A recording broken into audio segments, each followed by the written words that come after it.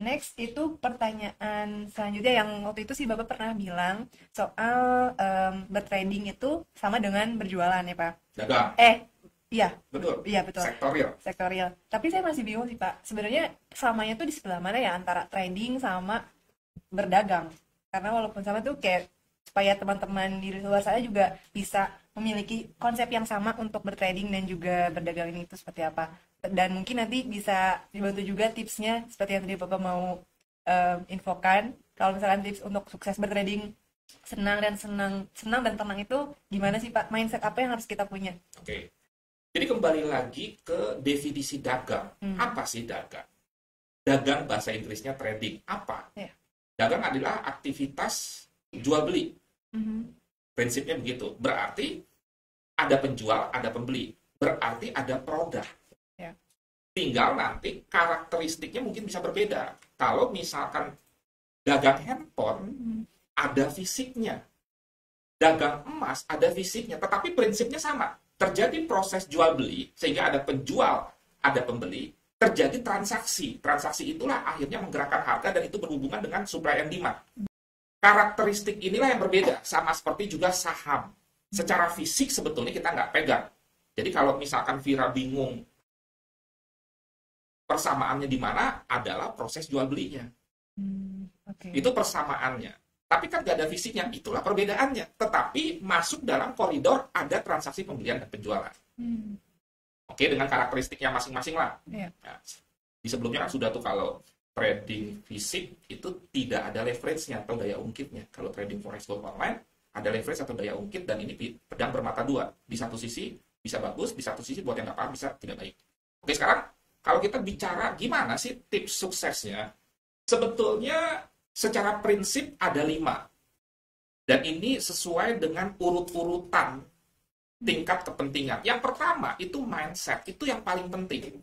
Secara umum, kalau kita punya pola pikir yang salah, dan kita nggak tahu itu salah, akhirnya kita percayai pola pikir itu kita lakukan terus-menerus, kan menjadi nggak benar.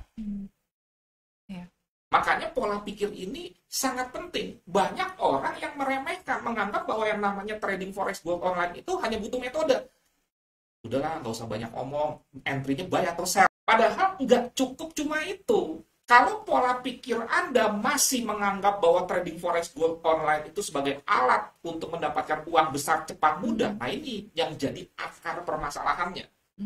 Kalau Anda melakukan praktek-praktek standar ganda antara dagang dengan trading, ini akar permasalahannya.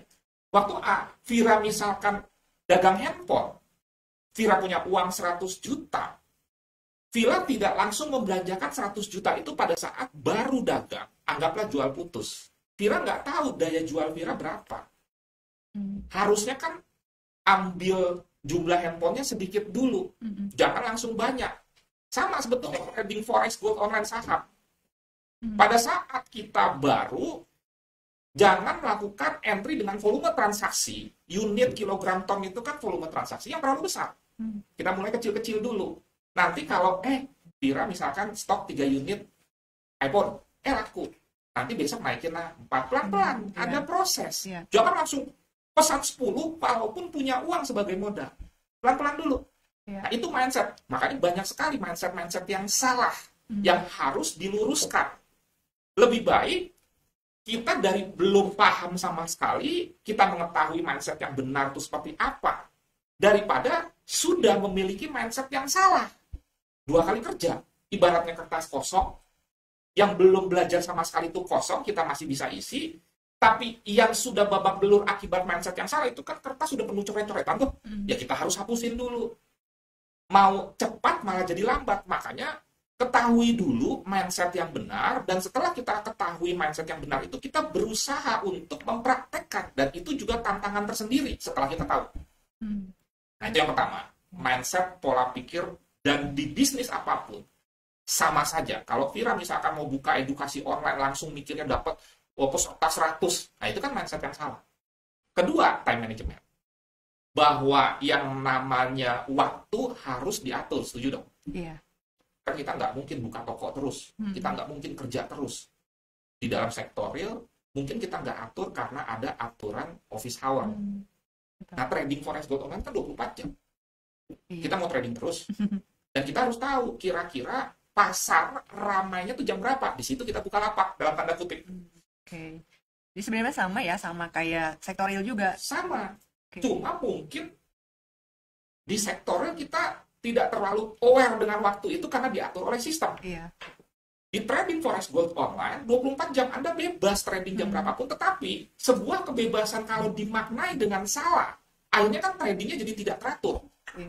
Kadang jam 10 pagi, kadang jam 12 pagi, siang, kadang jam 4 sore. Nah, sekarang kalau Anda misalkan buka training, atau buka toko handphone tadi, atau misalkan dagang cabai di pasar, kadang buka jam 8, kadang buka jam 10. Bisa sukses gak kira-kira? Enggak dong. Nah, makanya penting kan? Iya. Kita harus menentukan waktu trading kita tuh jam berapa, walaupun di semua jam memungkinkan. Bahwa yang namanya profesional punya waktu-waktu praktek, punya waktu-waktu kerja. Dan itu tetap jangan acak. Konsisten ya, Pak? Oke. Dan mengenai waktu juga harus paham bahwa yang namanya investasi, di samping dana perlu waktu, perlu tenaga. Iya. Nah, ini juga konsep waktu. Bahwa segala sesuatu ada masanya, nggak ada yang instan. Bahwa waktu itu harus diatur. Kita sering nggak sadar. Tadi saya katakan, bukan waktunya, buka chart. Tadinya nggak rencana entry, gara-gara buka chart, akhirnya entry. Waktunya libur, trading. Waktunya trading, libur.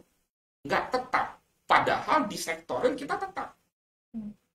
Lanjut, money management. Simpelnya gini lah, dalam hal volume transaksi. Waktu kita bisnis, waktu kita dagang, kita kan awalnya tidak tahu terjual berapa sih. Makanya kita mulai dari menyediakan yang sedikit dulu. Pada saat kita dagang, kan kita ambil barang dari supplier. Iya. Dengan volume transaksi tertentu. Liter, kilogram, ton, piece, dan lain sebagainya. Itu kan harus diatur.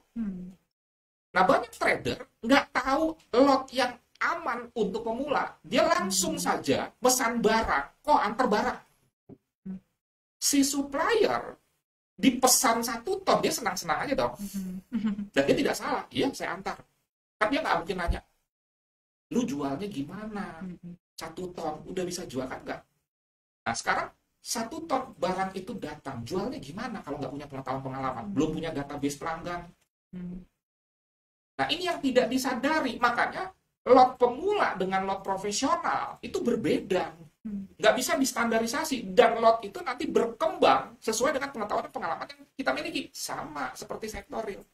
Tadinya pesannya 10 kilo, 100 kilo, 1 ton. Itu membutuhkan waktu. Itu salah satu contoh money management.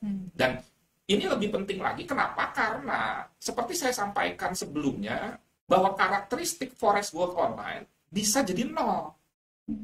Sehingga kita harus paham, tantangan pertamanya adalah bagaimana dulu membuat dana kita aman. Makanya trading yang aman, nyaman, jangan dibalik. Aman dulu nomor 1. Jangan sampai dana ini sudah keburu habis. Sekarang dagangnya pakai apa? Anda pesan daging 1 ton. Dagingnya nggak bisa dijual, kan busuk. Jadi 0. Pada saat tingkat kesegaran daging udah turun, nggak mau dijual juga, jual rugi. Padahal di sektornya dijual. Harusnya kan dijual dong. Dapat fresh money, beli barang lagi, lupakan kerugian, usaha lagi untuk menutupi kerugian sebelumnya. Kalau sudah jadi 0, dagangnya pakai apa? Jadi money management itu yang ketiga. Baru yang keempat, metode. Metode itu bisa analisa fundamental, analisa teknikal, analisa sentimental. Dan di dalam metode apapun, tidak ada yang pasti benar. Kembali lagi ke mindset. Sehingga kalau nanti Anda menemukan orang-orang yang menyatakan, wah, metode saya pasti profit. Mohon maaf, itu bukan profesional yang mengerti dunia finansial. Nggak ada profesional finansial menyatakan pasti. Silakan cek fund manager. Nggak ada. Kemungkinan besar, karena masih ada faktor lain. Tiba-tiba misalkan terjadi gempa bumi, atau mohon maaf nih, contoh nih, kita memperkirakan analisa teknikal bahwa Euro USD akan naik. Tiba-tiba Paris dibom. Euronya kan jatuh turun. Analisa teknikal kita nggak salah. Tapi karena ada sebuah kejadian dalam sektor yang disebut dengan force major, itu di luar kendali kita. Nah, bayangkan kalau lotnya terlalu besar, nggak menginput stop loss, akibat overconfidence terhadap sebuah metode. Makanya metode bukan segalanya. Saya banyak menemukan para trader profesional yang metodenya sangat sederhana, nggak aneh-aneh, dan dia konsisten itu terus. Tetapi karena didukung mindset time management, money management yang rapih, baik, dia sukses. Jadi metode bukan segalanya, makanya saya tempatkan di posisi keempat. Ini tuh berurutan ya Pak, dari Berurutan, mindset, betul. time management, Betul. money management, baru metodenya Betul. ya. Dan ini nggak boleh acak. Oke. Baru terakhir, mentor dan community. Kalau Anda bisa belajar berlatih sendiri, nggak perlu pelatih atau mentor atau coach, apapun itu istilahnya. Tetapi misalkan Anda merasa, kayaknya kemajuan yang saya alami tidak signifikan, atau saya kalau nggak ada mentor jadi nggak disiplin, rencananya hari ini mau belajar, karena nggak ada mentornya, maka saya tidak tepati. Atau nggak ada yang menilai saya dari luar. Orang ya kan butuh penilaian dari orang lain. Kita tidak tahu bahwa kita tidak tahunya tuh di mana. Disitulah peran pelatih dalam dunia olahraga. Sebagian besar atlet itu punya pelatih ya. Dan atlet walaupun sudah sesukses apapun tetap dia butuh pelatih. Kalau kita lihat kesebelasan Manchester United misalkan, kan pemain-pemainnya udah hebat-hebat tuh. Kenapa masih butuh pelatih? Nah, itu kan sebuah pertanyaan. Karena tugas pelatih itu mementor. Pada saat dia belajar, berlatih, sampai pertandingan kelak. Dan berikutnya, perlu komunitas. Wong kita misalkan contoh nih, kita punya kendaraan aja, kita masuk klub otomotif. Kenapa trader nggak punya sebuah komunitas, di mana komunitas ini tempat kita berbagi, tempat kita meminta informasi. Tapi tentunya komunitas yang sehat dong. Jangan komunitas yang pamer-pamer profit, panas-panasan, nanti akhirnya ikut-ikutan. Jadi carilah komunitas yang efektif, yang bisa mengingatkan kita kalau misalkan kita salah langkah, yang bisa umpamanya memberikan kita informasi kalau kita kudet, kurang update, yang bisa membuat kita termotivasi. Dan biasanya mentor-mentor yang profesional punya komunitas. Jadi ini sekali lagi kesatuan. Tapi seperti tadi yang saya katakan, kalau Anda misalkan bisa mandiri, ya nggak perlu pelatih. Cuma pertanyaannya bisa nggak? Kemudian terukur nggak? Kira-kira seperti itu tips untuk bisa sukses di dalam melakukan trading forex gold online. Dan itu sebetulnya sama. Mau saham, mau cryptocurrency, ya 5 inilah intinya, kuncinya.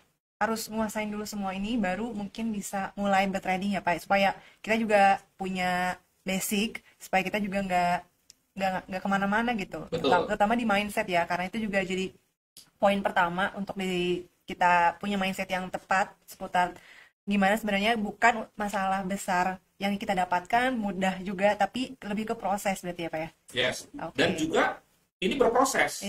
Artinya bisa saja pada saat kita sudah bertanding, dan bertanding itu buka account real, kita tetap terus belajar dan berlatih tanpa henti. Berlatih itu account demo. HSB kan menyediakan account demo juga ya? Ada. Nah itu berlatih. Ada uangnya nggak? Nggak ada. Buat latihan. Namanya juga latihan. Dapat duitnya kan di pertandingan. Tapi berlatih itu penting nggak menurut Vira? Penting dong. Penting dong. Masa tiba-tiba Vira langsung bertanding tanpa berlatih?